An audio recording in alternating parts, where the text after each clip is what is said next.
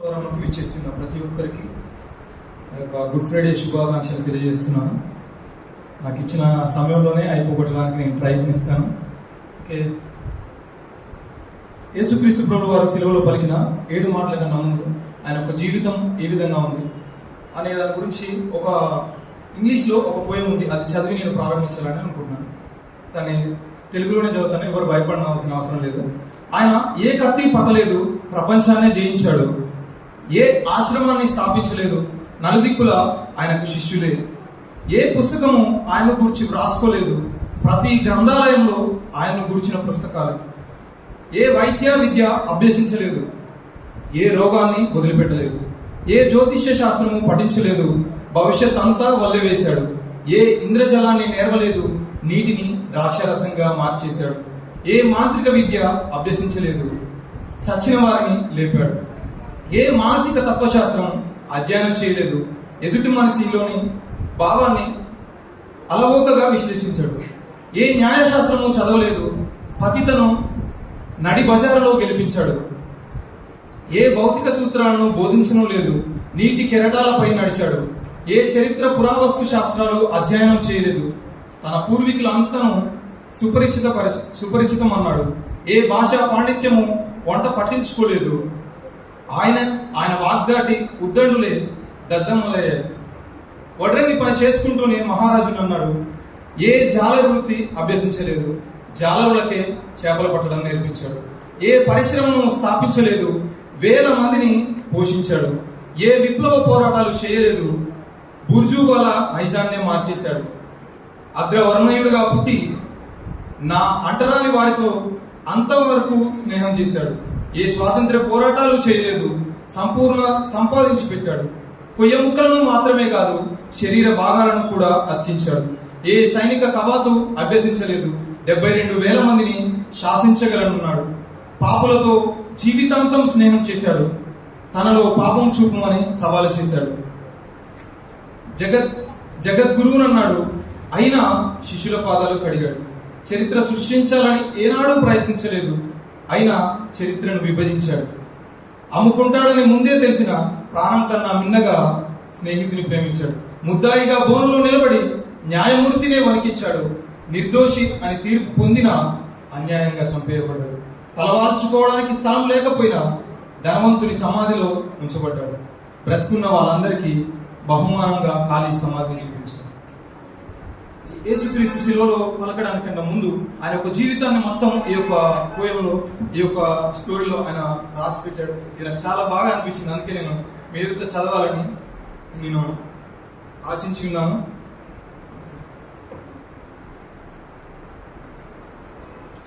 ప్రతి సంవత్సరం కూడా శిలువ ధ్యానం చేస్తున్నప్పటికీ కూడా, ప్రతి సంవత్సరం కూడా యేసుక్రీస్తు ప్రభువు వారు పలికిన మాటలు మనం ధ్యానం చేస్తున్నప్పటికీ కూడా ప్రతిసారి పరిశుద్ధాత్ముడు మన హృదయానికి వేడి కలిగించేటట్లు, ఆదరణ కలిగించేటట్లు తలంపులు అనుగ్రహిస్తూనే ఉంటాడు.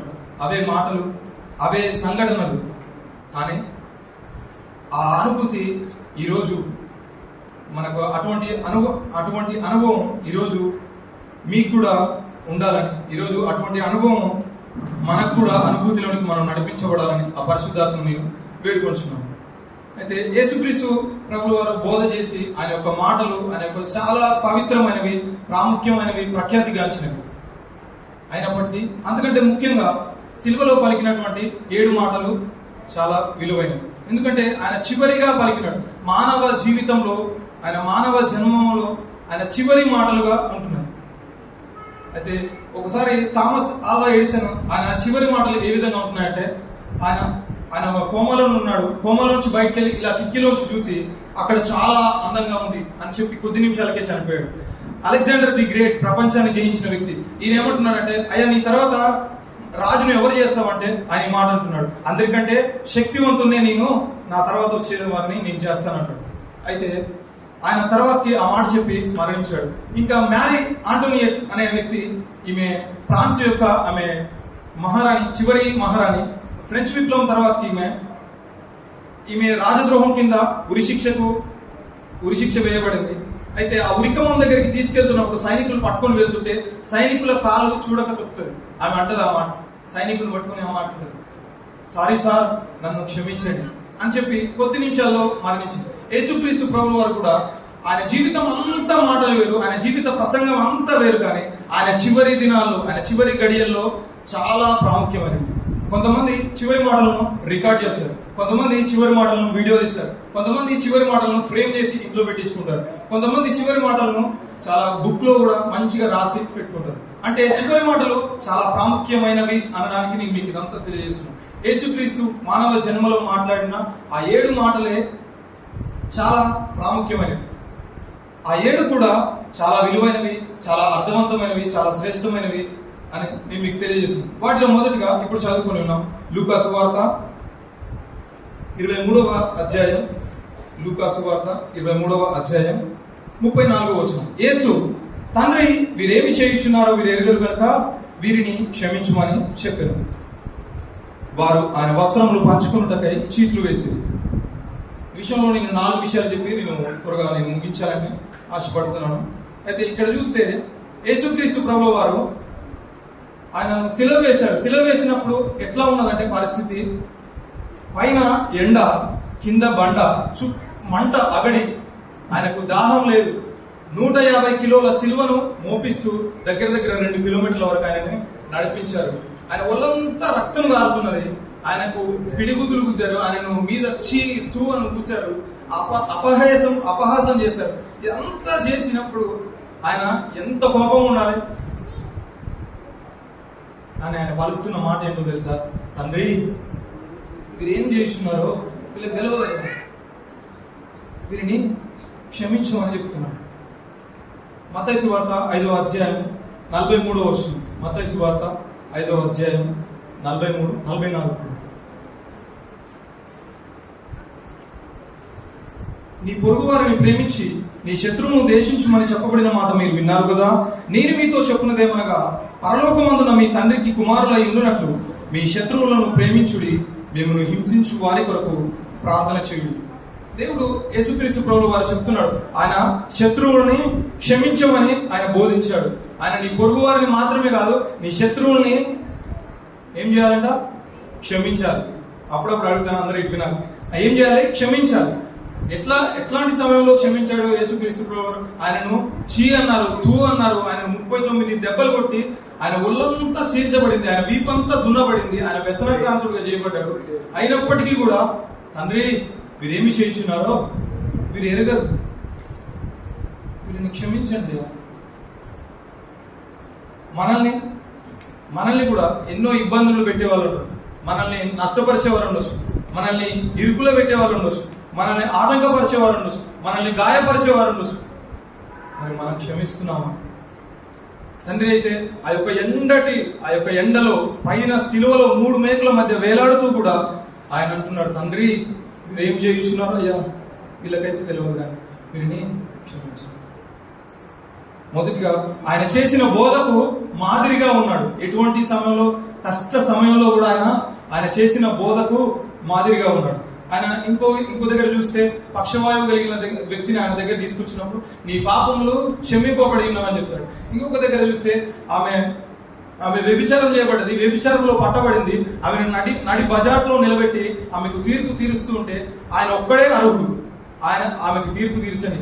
కానీ వాళ్ళందరూ రాళ్ళు కొట్టడానికి వేసినప్పుడు ఆయన ఒక్క చేతుల్లోనే రాగింది. కానీ ఆయన ఏమంటాడంటే, నేను కూడా నిన్ను క్షమిస్తున్నా, ఇక నుంచి పాపం చేయకని చెప్తాడు. అయితే ఇంకొక దగ్గర పేతురు అడుగుతాడు, అయ్యా, నా సహోదరుడు నా ఇళ్ళ తప్పిదం చేస్తే నేను ఎన్నిసార్లు క్షమించాలి, ఎట్లా క్షమించాలంటే, ఒకసారి కదయ్యా 70 ఏళ్ళలో మార్లు మట్టుకు నీవు క్షమించాలి అని. అంటే నేను ఇదంతా ఎందుకు చెప్తున్నా అంటే, ఆయన బోధ చేశాడు క్షమించమని, ఆయన అలాగున చేశాడు. హల్లెలూయా. ఆయన క్షమించమని బోధ చేశాడు, ఆయన అలాగున చేశాడు. ఎటువంటి పరిస్థితుల్లో, క్లిష్ట సమయంలో, పైన ఎండ, కింద బండ, మొత్తము రక్తం అంతా ప్రవహిస్తూ ఉన్నది, అటువంటి క్రమంలో కూడా ఆయన, తండ్రి, వీరేం చేయించున్నారు, వీరికి ఎరగరు కనుక వీరిని క్షమించమని చెప్పాడు. 53వ అధ్యాయము యెషయా గ్రంథము, 53వ అధ్యాయము యెషయా గ్రంథము. మొదటిగా ఆయన చేసిన బోధకు మాదిరిగా ఉన్నాడు. రెండవదిగా ప్రవచన నెరవేర్పు. యెషయా 750 సంవత్సరాల కన్నా ముందే ఆయన ప్రవచిస్తూ వచ్చాడు. కన్యక గర్భమందు ఒక ఆయన జన్మిస్తాడు, ఆయనే రక్షకుడు యేసయ్య, ఆయనకి ఇమ్మానుయేలు అనే పేరు పెట్టబడుతుందని ఆయన ముందుగానే ప్రవచిస్తూ వచ్చాడు.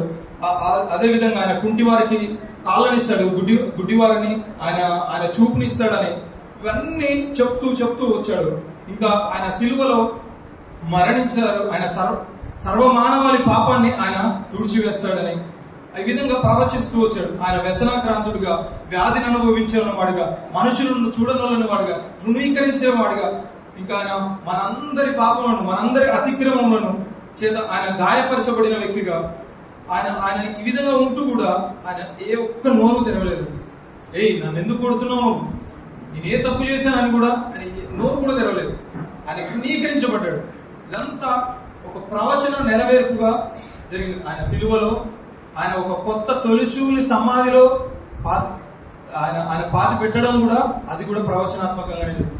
అయితే ఆయన ప్రవచన నెరవేర్పుగా చూస్తున్నాం. మొదటిగా ఆయన చేసిన బోధకు మాదిరిగా ఉన్నాడు. రెండవదిగా ప్రవచన నెరవేర్పుగా ఉన్నాడు. మూడవదిగా ఇక్కడ చూస్తే లూకా సువార్త 23 ఇక్కడ 34 వచనంలో చదివిన లేఖన భాగంలో చూస్తే ఇక్కడ నేను ప్రార్థనలోని సత్యాలని నేను కొన్ని విషయాలు చెప్తాను. తండ్రి వీరేమి చేయించున్నారో వీరు ఎరగరు కనుక వీరిని క్షమించమని చెప్పింది. ఇక్కడ ఏమంటున్నాడు? తండ్రి అంటున్నాడు. ఎవరు ఆయన ఎటువంటి పరిస్థితిలో ఉన్నాడు? బాగా ఎండ ఉన్నది, కింద నుంచి కాక వస్తున్నది, పైనుంచి ఎండ కొడుతున్నది, దప్పికైతున్నది. 150 కిలోల బరువు గల సిలువను 1.5 కిలోమీటర్ల మోపించారు. అప్పుడు అంటున్నాడు, తండ్రి. ఎవరికైనా కష్ట సమయంలో బాగా ఇష్టమైన వాళ్ళు గుర్తొస్తారు. యేసుక్రీస్తు ప్రభువుకి బాగా ఇష్టమైన వ్యక్తి, బాగా క్లోజ్నెస్ ఉన్న వ్యక్తి తండ్రి. ఆయన తండ్రి అని మొరపెడుతున్నాడు. తండ్రి అంటే ఆయన జ్ఞాపకం చేసుకుంటున్నాడు, తండ్రిని జ్ఞాపకం చేసుకుంటున్నాడు. ఈ ప్రార్థనలో సత్యాలలో తండ్రిని జ్ఞాపకం చేసుకుంటున్నాడు. మనమైతే మనకున్న ఇరుకులలో, మనకున్న ఇబ్బందులలో, మనకున్న కష్టాలలో మనం ఎవరిని జ్ఞాపకం చేసుకుంటున్నాం?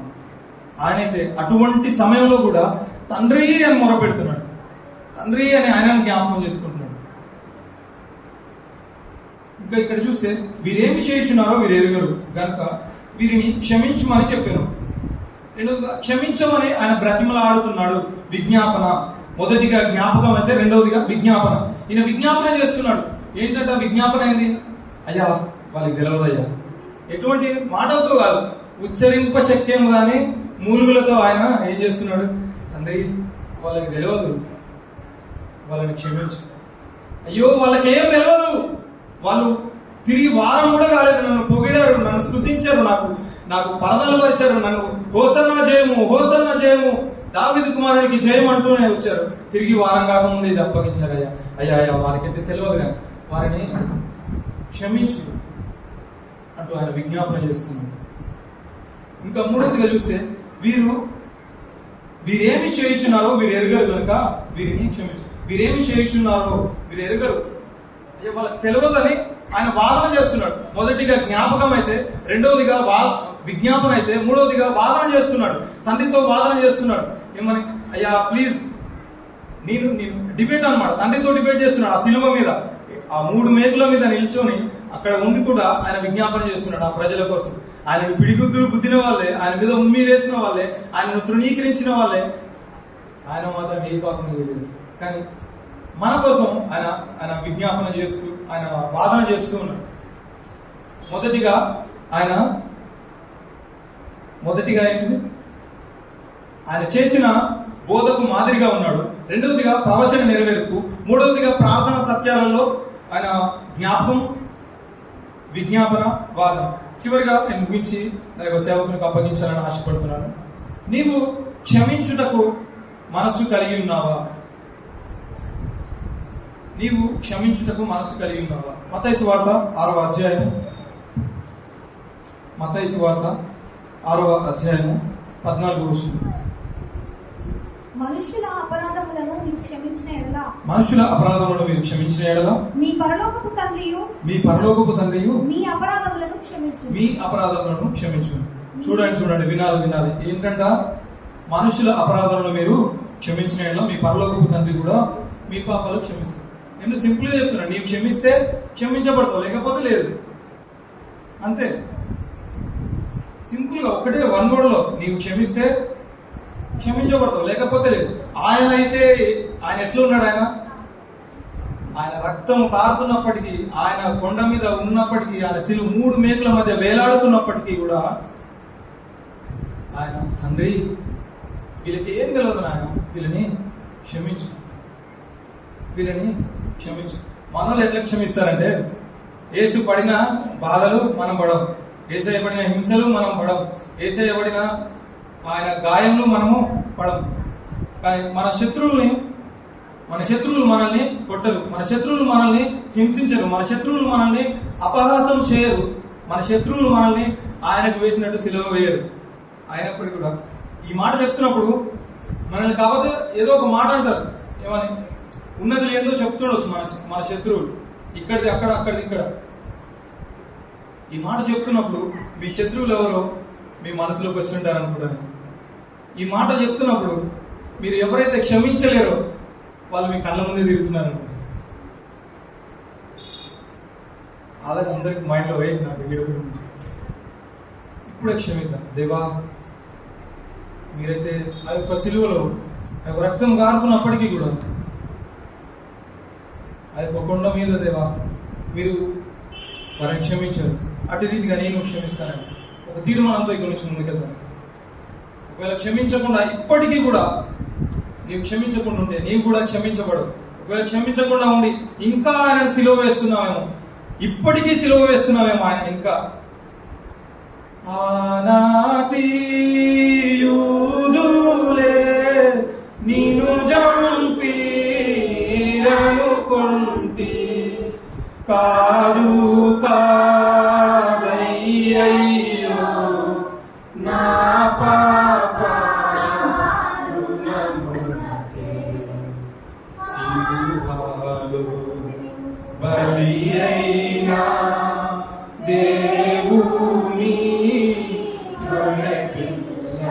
అవును దేవా, ఆనాటి యూదులే నేను చంపారనుకుంటున్నాను, కానీ దేవా నేను క్షమించలేక ఇప్పటికీ కూడా దేవా నేను సిలువ వేస్తున్నాను. దేవా నన్ను క్షమించండి దేవా.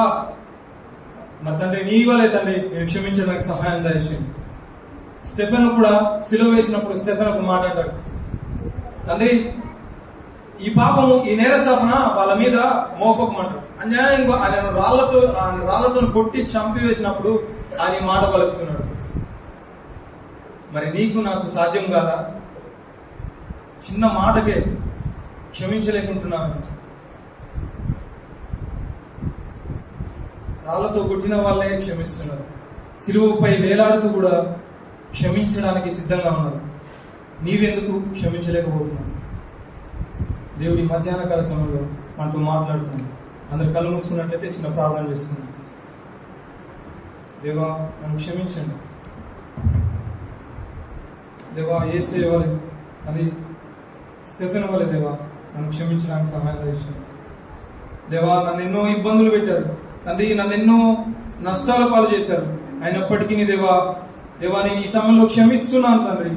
దేవా నేను ఈ సమయంలో దేవా వారి విషయమై దేవా మరి తను నీ వలే దేవా నేను మొరపెడుతున్నాను, వారిని క్షమించండి దేవా. నా తోటి వారి మరి తండ్రి దేవా నా తోటి వారిని క్షమిస్తేనే నా పాపములు క్షమించబడతాయి అంటున్నావు దేవా. ఈరోజు క్షమించడానికి ఒక తీర్మానంతో ముందుకెళ్ళడానికి సహాయం దయచేయమని, ఇక నుంచి క్షమించే బిడ్డగా మమ్మల్ని కూడా ఉంచమని యేసునామములో ప్రార్థన చేస్తున్నాము తండ్రి. ఆమేన్.